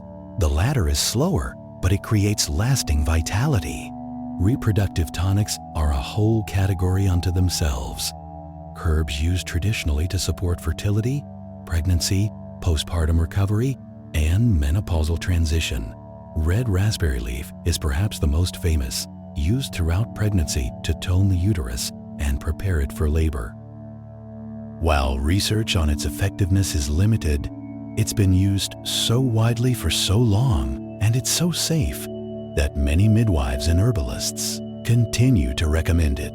Vitex, also called chaste tree or chaste berry, has a long history of use for menstrual irregularities, premenstrual syndrome, and fertility issues related to hormonal imbalance. Modern research suggests it works by affecting prolactin levels, which in turn can help regulate menstrual cycles and reduce PMS symptoms. It needs to be taken consistently for several months to see effects, and it doesn't work for everyone. But for some women, it makes a significant difference. Black cohosh, a North American native plant, has been used both by indigenous peoples and later by settlers for women's health issues, particularly menstrual pain and menopausal symptoms. Research on black cohosh has shown modest benefits for hot flashes and mood changes during menopause, though results vary. It's generally safe for short-term use, though there have been rare reports of liver problems with high doses or long-term use. A reminder that even traditional herbs aren't without potential risks. Men's health has its own set of traditional herbs, though they're less commonly discussed. Saw palmetto, from a small palm tree native to the southeastern United States, has been used for urinary and reproductive symptoms, particularly those related to benign prostatic hyperplasia, BPH, enlarged prostate. Some research suggests it can improve urinary flow and reduce nighttime urination in men with mild to moderate BPH, though results are inconsistent. Tribulus terrestris, used in both Ayurvedic and traditional Chinese medicine, is marketed for male fertility and vitality, though scientific evidence for its effectiveness is limited. This is common with many traditional remedies, centuries of use and anecdotal reports, but limited rigorous research. This doesn't necessarily mean they don't work, just that we lack the kind of studies that would convince skeptical scientists. Digestive herbs form another major category, and they're some of the most reliably effective because the digestive system is so responsive to plant compounds, and because we can often feel results relatively quickly. Bitter herbs are a whole class of digestive remedies based on the principle that bitter taste stimulates digestive secretions, improving appetite, absorption, and elimination. Dandelion root, gentian, burdock, and artichoke are all traditional bitter tonics, taken before meals to prepare the digestive system. When bitter compounds touch the tongue, they trigger a reflex that increases saliva, stomach acid, bile production, and pancreatic enzymes. For people with sluggish digestion, poor appetite, or inadequate stomach acid, this can make a real difference in how well they digest and absorb nutrients. Our modern diet is often sweet, salty, and rich, but rarely bitter. Many traditional cuisines included bitter greens, bitter aperitifs before meals, bitter digestive liqueurs afterward. These weren't just for taste, they were functional, supporting digestion through the simple trigger of bitter flavor. Dandelion, dismissed as a weed by most people with lawns, is actually a valuable food and medicine. Its leaves are edible and nutritious, high in vitamins A, C, and K, and minerals including iron and potassium. The roots can be roasted and used as a coffee substitute, but they're also a traditional liver and digestive tonic. Dandelion root supports liver function, helps the liver process and eliminate toxins, and promotes bile flow, which aids fat digestion. Milk thistle is another liver-supporting herb, though it works through different mechanisms than dandelion. Its active compound, silymarin, is a powerful antioxidant that protects liver cells from damage and supports their regeneration. It's been used for liver disease, including hepatitis and cirrhosis, with some clinical evidence supporting its protective effects. For people whose livers are stressed by medication, alcohol, or exposure to toxins, milk thistle can offer significant support. The liver is one of the most forgiving organs, capable of remarkable regeneration if given support and time. Herbal liver tonics, combined with reducing exposure to toxins, eating well, and staying hydrated, can help the liver recover from damage and maintain its crucial functions of detoxification, protein synthesis, and metabolic regulation. Slippery elm and marshmallow root represent a different approach to digestive health. Rather than stimulating secretions, they soothe and protect irritated tissues. Both are high in mucilage, a gel-like substance that coats and soothes mucous membranes. Slippery elm has been used for sore throats, heartburn, and gastritis, conditions where tissues are inflamed and irritated. When mixed with water, slippery elm powder forms a soothing gel that can ease pain and promote healing. Marshmallow root works similarly and is also used for urinary tract irritation and dry coughs. These demulcent soothing herbs are gentle and safe, appropriate even for children and people with sensitive systems. They don't cure underlying conditions, but they provide comfort and support while the body heals. Licorice root is both soothing and complex in its effects. It contains glycyrrhizin, which has anti-inflammatory, antiviral, and ulcer-healing properties. It's been used for digestive issues, respiratory infections, and adrenal support. In traditional Chinese medicine, licorice is called the Great Harmonizer and is included in many formulas because it's believed to help other herbs work together and reduce their harshness. But glycyrrhizin can also raise blood pressure, lower potassium, and cause fluid retention if used long-term or in high doses. This is why deglycyrrhizinated licorice, DGL, was developed for digestive use. It retains the soothing and healing properties while removing the compound that affects blood pressure and electrolytes. This kind of refinement, removing problematic compounds while keeping beneficial ones, represents a middle ground between whole plant herbalism and pharmaceutical extraction. DGL is still recognizably an herbal preparation, but it's been modified to be safer for long-term use. It's neither purely natural nor fully synthetic, but something in between. This hybrid approach shows up in many modern herbal products, standardized extracts that concentrate specific compounds while reducing variation between batches. For quality control and consistent dosing, this has value, but it also moves away from the wholeness that traditional herbalists value, the complex interplay of dozens or hundreds of compounds that might work together in ways we don't fully understand. There's no simple answer to which approach is better. For acute, serious conditions, pharmaceutical precision matters. For long-term, gentle support, whole plant preparations might be preferable. For most people, there's room for both, along with many points in between. As the night deepens and your body sinks further into rest, let's turn our attention to aromatic herbs and the particular magic of scent, how volatile plant compounds can bypass the digestive system entirely and work directly on the nervous system through the olfactory pathway. When you smell lavender or peppermint or eucalyptus, molecules evaporate from the plant and float through the air into your nose. There, they bind to receptors in the olfactory epithelium, a patch of specialized tissue at the top of the nasal cavity. These receptors send signals directly to the olfactory bulb in the brain, which connects immediately to the limbic system, the ancient part of the brain that handles emotion, memory, and basic drives. This is why scent is so tied to memory and feeling, why a particular smell can instantly transport you to a specific time and place, evoking emotions you might not even be able to name. It's also why aromatherapy, the therapeutic use of scent, can have such immediate effects on mood and physiology. Lavender oil, when inhaled, can lower heart rate and blood pressure, reduce cortisol levels, and promote a state of calm alertness.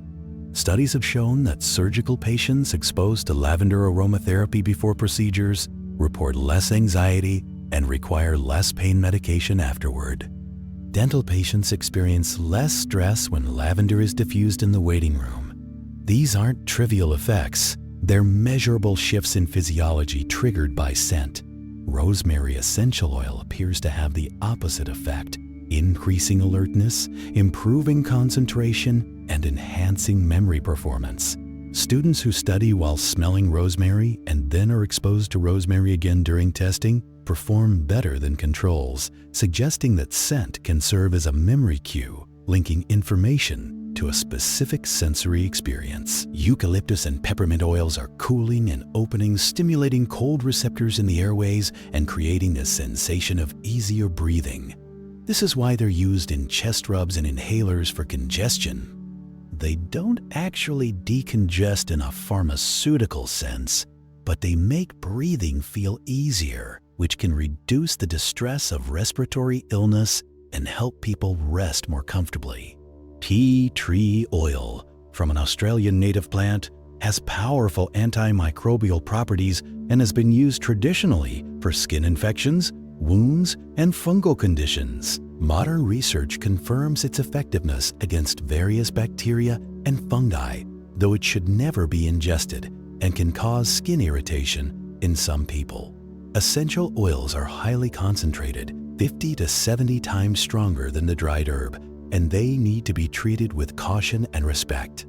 A few drops go a long way. Most should be diluted in carrier oil before applying to skin. Some can be toxic if ingested, and many are dangerous for pets, particularly cats, whose livers can't metabolize certain compounds. This is another case where natural doesn't mean safe. Essential oils are powerful plant chemistry, and they require knowledge to use appropriately. But when used well, they offer remarkable benefits. From soothing stress to fighting infection to enhancing cognitive function, all through the simple pathway of scent. Hydrosols, the aromatic water left over from essential oil distillation, offer a gentler alternative. They contain some of the plant's volatile compounds, but in much lower concentration than essential oils, making them safer for direct skin application for children, for people with sensitivities. Rose hydrosol, lavender hydrosol, and chamomile hydrosol are all soothing, hydrating, and gently therapeutic, useful in skincare, for minor skin irritations, or simply as a refreshing mist on a hot day. The concept of signature, the idea that plants carry visual clues to their medicinal uses, is an old one in herbalism, often called the doctrine of signatures. The idea was that God or nature marked plants with signs of their purpose: yellow flowers for liver problems, kidney-shaped leaves for kidney disease, walnuts shaped like brains for mental function. While this doctrine has been largely dismissed as superstition, there are occasional interesting correlations. Lungwort, a plant with white-spotted leaves that supposedly resembled diseased lungs, was used for respiratory problems and does actually contain compounds with expectorant and soothing properties.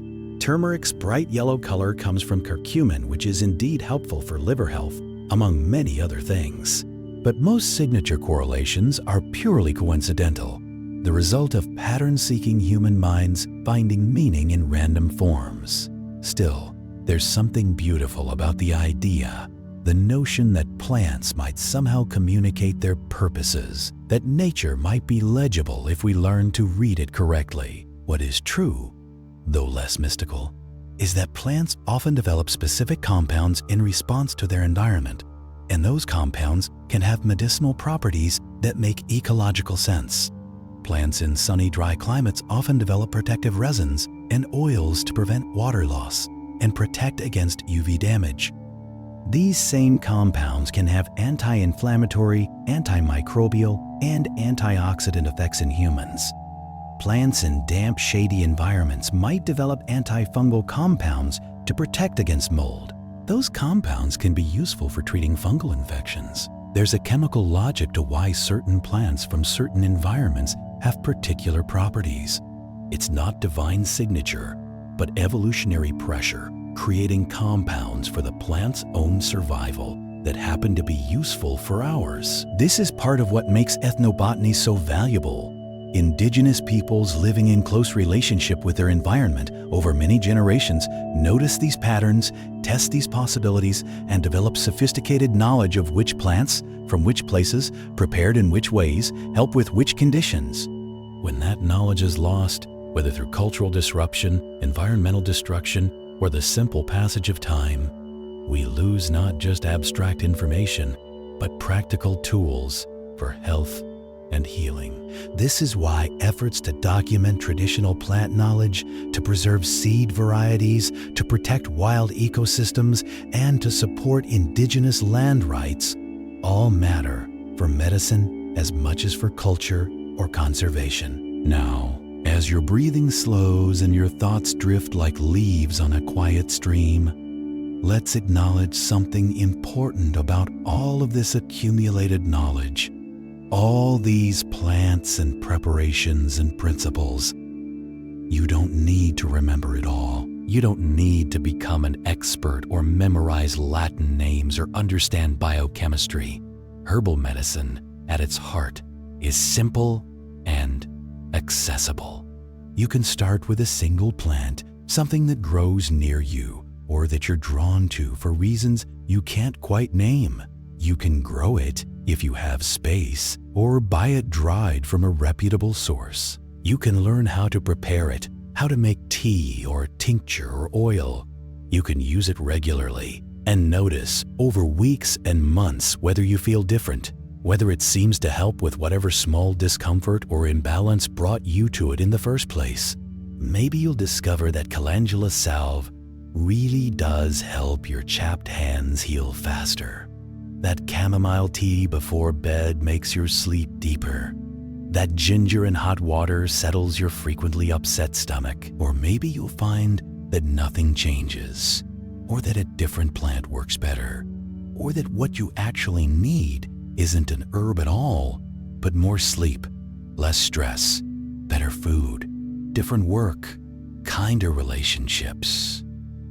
Herbal medicine can't fix everything. It can't replace therapy for trauma, can't mend a broken heart through chemistry alone, can't compensate for poverty or oppression or systemic injustice that grinds people down. Plants are powerful, but they're not magic. They work best as part of a larger web of care, self-care, and community care, addressing not just symptoms, but also the conditions that create and maintain them. And yet, within their limitations, plants offer something genuine and valuable. They offer connection to the living world, to the knowledge of ancestors, to the simple competence of caring for yourself with your own hands. They offer alternatives to the medical industrial complex's often alienating, expensive, and impersonal approach to health. They offer middle ground remedies for the countless minor ailments that make life uncomfortable but don't require pharmaceutical intervention. They offer beauty, texture, scent, taste, the sensory richness of steeping flowers in water and watching color bloom, of crushing leaves and smelling their bright green sharpness, of rubbing oil into sore muscles and feeling warmth spread and ease follow. These small, tangible pleasures matter. In a world that often feels overwhelming and beyond our control, the simple act of making medicine can be grounding, centering, satisfying in ways that go beyond the physical effects of the herbs themselves. The ritual of it, the attention required, the slowing down to measure and steep and wait, all of this has therapeutic value separate from the plant's chemistry. This is not placebo in the dismissive sense. It's the recognition that healing is holistic, that body and mind are not separate, that care itself is medicine, that being patient with yourself, gentle with yourself, attentive to yourself, these practices are as important as any herb you might ingest. The plants support this. They ask you to slow down, to engage your senses, to be present. You can't rush a proper tea or tincture. You have to wait, let time and heat and solvent do their work. This enforced patience is, itself, a kind of healing in our hurried, efficiency-obsessed culture. And there's something profoundly hopeful about the fact that the earth produces these substances, that plants we share the world with just happen to contain compounds that ease our pain, calm our nerves, fight our infections, support our healing. It's a strange gift, unintentional on the plant's part, but real nonetheless. We live in a time when it's easy to feel disconnected from nature, to experience the living world as something separate, distant, maybe endangered, but not intimately linked to daily life.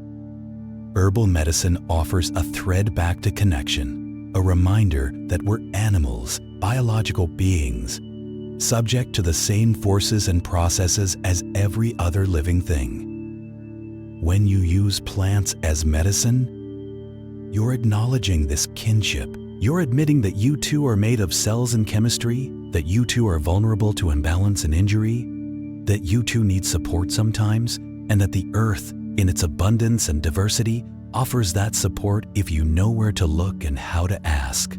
This perspective is both humbling and comforting. Humbling because it strips away the illusion of human exceptionalism, the idea that we're separate from or above nature. comforting, because it means we're not alone. We're part of something larger, more ancient, more resilient than any individual life. The plants were here long before humans evolved. They'll be here long after we're gone, though perhaps in different forms, different species, adapting to whatever conditions we leave behind. Right now, in this moment, they're here with us, growing and changing and producing their complex chemistry, some of which, by chance and evolution, happens to help us heal. That's worth marveling at. It's worth respecting. It's worth preserving, protecting, and passing on to the next generations who will need these plants as much as we do. Maybe more if we continue to damage the ecosystems that produce pharmaceuticals, and if antibiotic resistance continues to grow, and if climate change disrupts medical supply chains, and if herbal knowledge is resilient knowledge. It doesn't require electricity or complex supply chains or specialized equipment. It requires plants, water, time, and attention. In an uncertain future, this kind of medicine, decentralized, accessible, adaptable, might matter more than we can currently imagine. But even in stable times, even with access to modern healthcare, there's value in knowing how to care for yourself and others with simple plant remedies. There's value in not being entirely dependent on systems you don't control, in having some autonomy over your own health, in understanding that healing can be gentle, gradual, participatory, and beautiful. As you lie here now, feeling your body's weight, the rise and fall of your breath, the softness of this moment suspended between waking and sleep, you're experiencing your own built-in healing system at work. Sleep itself is medicine, perhaps the most important medicine there is. During sleep, your body repairs tissue, consolidates memory, processes emotion, regulates hormones, and maintains immune function. No herb, no drug can replace adequate sleep, but some herbs can support it, can help you fall into it more easily, can deepen it, can address the barriers, stress, pain, restlessness that keep you from the rest you need. And now, having wandered together through gardens and forests, through history and biochemistry, through traditional wisdom and modern research, through cautions and celebrations, it's time to let it all go, to stop learning, stop analyzing, stop trying to remember or understand. The plants will keep growing while you sleep. The knowledge will still be there when you wake. And you, right now, need nothing but rest, need nothing but the soft darkness and the gentle drift into unconsciousness where your body can do its quiet, essential work. If this journey through the world of herbal remedies brought you comfort, sparked your curiosity, or simply gave your busy mind something to settle on as it slowed towards sleep, perhaps tomorrow you'll tap that like button or subscribe to find more gentle explorations waiting for you. But not now. Now is only for letting go, for sinking into stillness, for trusting that you're held by forces larger than thought, that healing happens in the dark, in the gaps between words, in the spaces where you stop trying and simply are. But before we let the darkness fully take us, there are a few more stories worth sharing, a few more plants worth meeting in this twilight space between knowing and dreaming. Let's talk about rose, not just for its beauty or its scent, but for its long medicinal history that spans cultures and centuries. Rose petals have been used in traditional medicine from Persia to China, from medieval Europe to ancient India. In Persian medicine, rose water is considered cooling and heart-opening, used for inflammation, digestive upset, and emotional distress. In traditional Chinese medicine, rose is said to move stagnant qi, particularly in cases of emotional tension, menstrual irregularity, or digestive problems linked to stress. Modern research has found that rose contains numerous bioactive compounds, including polyphenols, flavonoids, and essential oils, with anti-inflammatory, antioxidant properties. Rosewater and rose oil are used in skincare for their gentle soothing effects on irritated or aging skin. Rose tea, made from dried petals or buds, is mildly astringent and can help with digestive upset, though its primary value might be sensory and emotional. The simple pleasure of drinking something beautiful, fragrant, and connecting to thousands of years of human appreciation for this plant. There's something to be said for medicine that treats not just the body but the spirit, that acknowledges that we are creatures who need beauty, who respond to scent and color and texture, whose healing involves more than just fixing broken parts. Rose reminds us of this. It's not the most potent medicine in biochemical terms, but it offers something nonetheless. Gentleness, pleasure, a moment of peace in the middle of illness or stress or ordinary difficulty. This brings us to the concept of flower essences, a controversial form of herbal medicine that sits at the boundary between physical and energetic healing. Flower essences are not the same as essential oils. They're extremely dilute preparations made by floating flowers in water, in sunlight, or by gentle heating, then preserving the liquid in alcohol. They contain virtually no physical plant material, no measurable chemical compounds, which is why mainstream science dismisses them as nothing more than placebo. And yet, practitioners and users of flower essences report significant effects, particularly on emotional and mental states. Bach Flower Remedies, developed by English physician Edward Bach in the 1930s, include 38 different flower preparations for different emotional states. Rescue Remedy, a combination of 5 flowers, is used for shock, trauma, and acute stress. Mimulus is for known fears, aspen for unknown anxieties, and so on. Whether flower essences work through subtle energy, through unconscious suggestion, through ritual and intention, or through mechanisms science hasn't yet discovered, the question of their efficacy is complicated. What can be said is that they're completely safe. They contain no active dose of anything, and many people find them helpful. Perhaps that's enough. Perhaps we don't always need to understand mechanism to recognize benefit.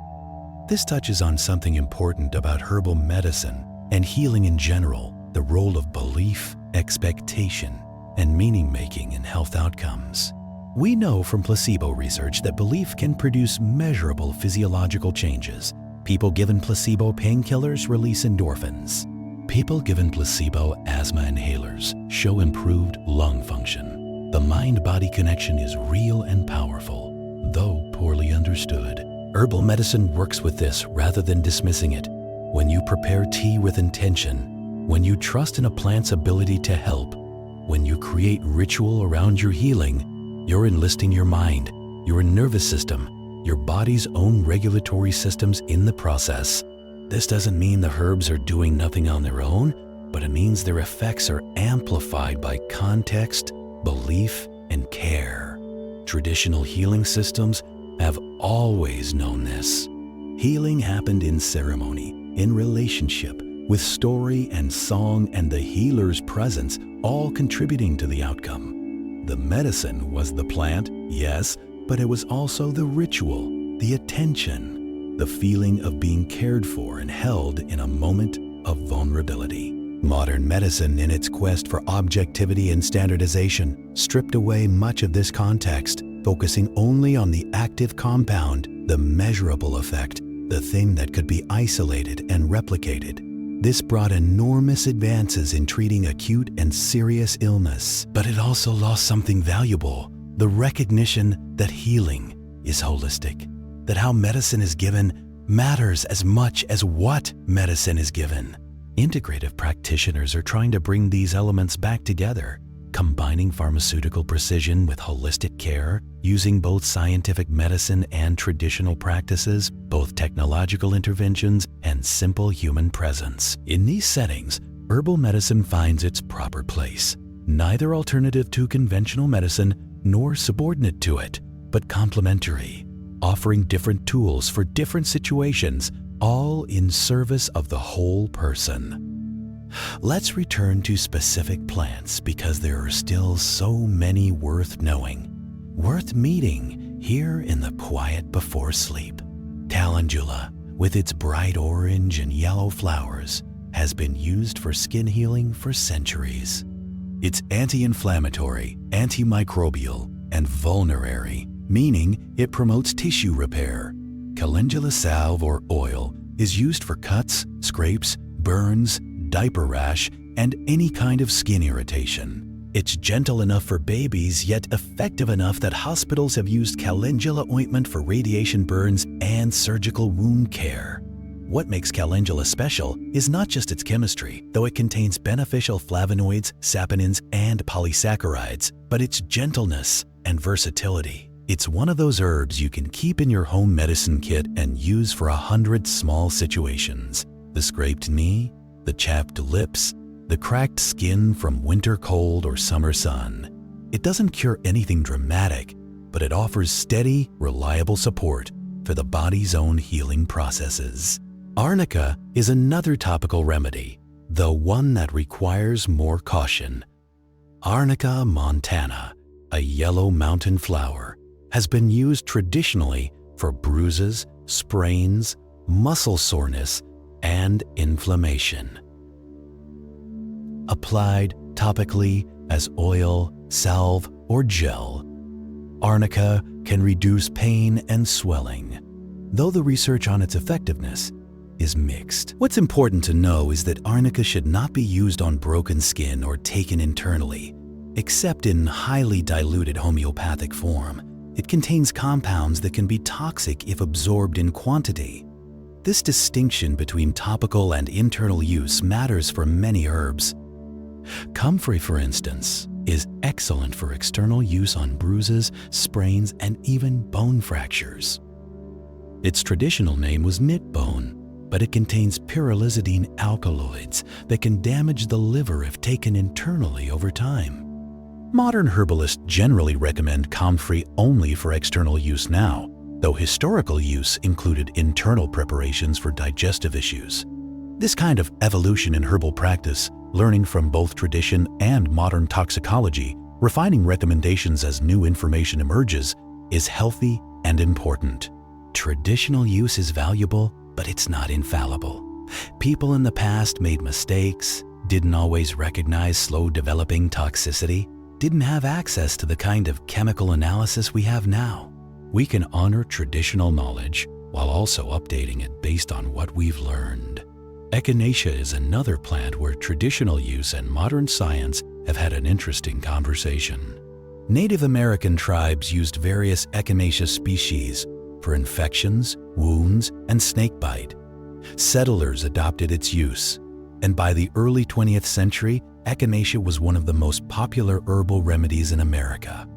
Then, with the rise of antibiotics, it fell out of favor, only to resurge in recent decades as people looked for alternatives to conventional medicine. Research on Echinacea has been extensive, but frustratingly contradictory. Some studies show it reduces the duration and severity of colds. Others show no effect. Part of the confusion comes from variations in which species is used: Echinacea purpurea, E. corea, angustifolia, or E. pallida, and which plant parts, roots, leaves, or whole plant, as well as differences in preparation and dosing. What seems clear is that Echinacea has immunomodulatory effects. It influences immune system activity in complex ways that aren't the same as simply boosting immunity. It may work best when taken at the first sign of illness rather than as a preventive, and it may work better for some people than others. Like many herbs, individual variation is significant. Some herbalists caution against long-term daily use of Echinacea, suggesting it's better used acutely at the onset of illness for a week or two, then discontinued. Others disagree, pointing to traditional use patterns that included longer-term application. This kind of debate within herbalism is normal and healthy, a sign that practitioners are thinking critically rather than simply repeating dogma. Elderflower and elderberry, from the same plant, the European elder tree offer another example of how different parts of a plant can have different uses. Elderflowers are used traditionally for fevers, colds, and sinus congestion. Made into tea or syrup, they're gently diaphoretic, meaning they promote sweating, which can help break a fever. They're also anti-inflammatory and may help reduce mucus. Elderberries, the dark purple fruits that ripen in late summer, have become popular for immune support, particularly against influenza. Research suggests that elderberry extract can inhibit viral replication and reduce the duration of flu symptoms. Elderberry syrup, often combined with honey, ginger, and warming spices, is pleasant tasting and safe for most people. Though raw elderberries contain compounds that can cause nausea and should be cooked before eating. What's lovely about elder is that it's a plant you can have a relationship with across seasons, gathering flowers in late spring, berries in late summer, using different parts for different purposes throughout the year. This kind of seasonal engagement with medicinal plants connects you to natural cycles in a way that buying bottles of capsules never can. Mullein is a towering biennial plant with soft, fuzzy leaves and tall flower spikes. Its leaves have been used traditionally for respiratory issues, particularly dry coughs and lung inflammation. Mullein is expectorant and demulcent, meaning it helps loosen mucus while soothing irritated tissues. Mullein tea, made from the dried leaves, has a gentle, earthy taste and is safe enough for children and elders. Mullein oil, made by infusing the flowers in olive oil, is a traditional remedy for ear infections. A few drops of warm, not hot, mullein oil in the ear can ease pain and fight infection, though anyone with a suspected perforated eardrum should see a doctor rather than treating at home. These simple, accessible remedies, calendula for skin, mullein for ears and lungs, ginger for nausea, peppermint for headaches, represent the kind of household herbalism that used to be common knowledge. Most people knew how to make basic remedies for common problems. That knowledge has faded as we've become more dependent on pharmaceuticals and professional medical care, which has benefits but also costs. There's empowerment in knowing you can help yourself or your family with simple, safe remedies. There's comfort in having options between do nothing and go to the doctor. There's satisfaction in engaging with your own healthcare in a hands-on, embodied way. And there's pleasure, simple sensory pleasure, in the textures and smells and tastes of herbal medicine. The fuzzy softness of mullein leaves, the sharp bite of fresh ginger, the bright green smell of crushed peppermint, the deep golden color of calendula oil. These experiences enrich life in ways that have nothing to do with clinical efficacy. In our medicalized culture, we've become somewhat disconnected from our bodies, viewing them as machines that sometimes break and need expert fixing. Herbal medicine invites a different relationship, one where you learn to notice subtle shifts in how you feel, where you pay attention to the signals your body sends, where you respond to discomfort not with alarm, but with curiosity and care. This doesn't mean ignoring serious symptoms or avoiding necessary medical care. It means developing body literacy, the ability to distinguish between minor disturbances that will resolve on their own or with simple support and genuine problems that need professional attention. It means trusting yourself while also knowing your limits. For many people, working with herbs is part of a larger journey toward wellness that includes better nutrition, more movement, stress reduction, improved sleep, and deeper connection with self and community. The herbs are part of the picture, but only part. They work best when embedded in a life that supports health holistically. This is perhaps the most important thing to understand about herbal medicine. It's not a magic bullet, not a substitute for the hard work of living well, not a way to bypass the need for rest, good food, meaningful work, loving relationships, and all the other elements that contribute to health and happiness. But within that larger context, herbs offer gentle, accessible support.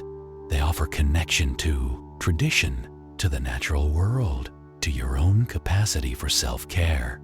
They offer options, alternatives, different ways of addressing the inevitable discomforts and imbalances of being alive in a body. And they offer beauty.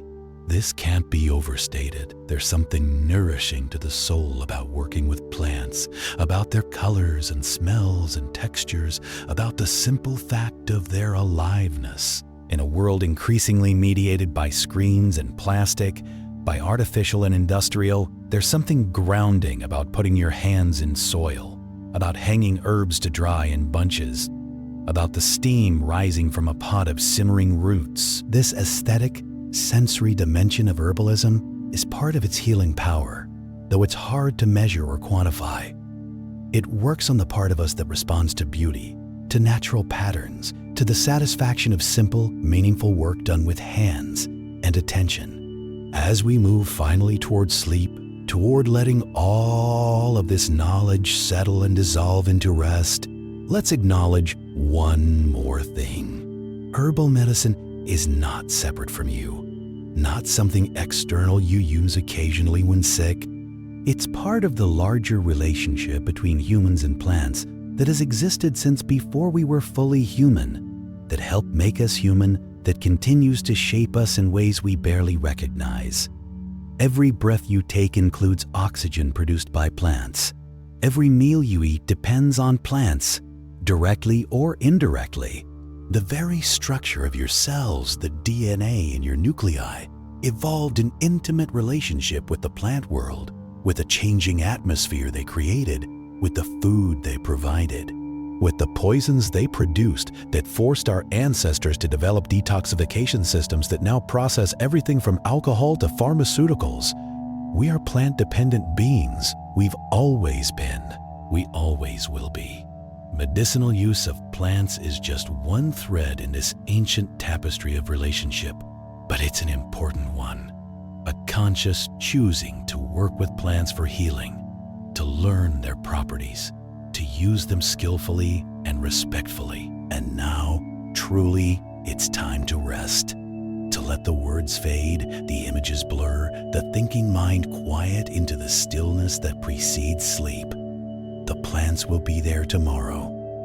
The knowledge will be there, and you will wake restored, carrying perhaps a small seed of curiosity about the green world around you, about the medicine that grows in soil and sunlight, about the simple, ancient art of healing with plants. If this journey brought you peace or sparked something in you worth returning to, perhaps you'll subscribe, join this quiet community of people who like to fall asleep learning, who find comfort in gentle voices speaking of science and nature, who appreciate the beauty of knowing without the pressure to remember.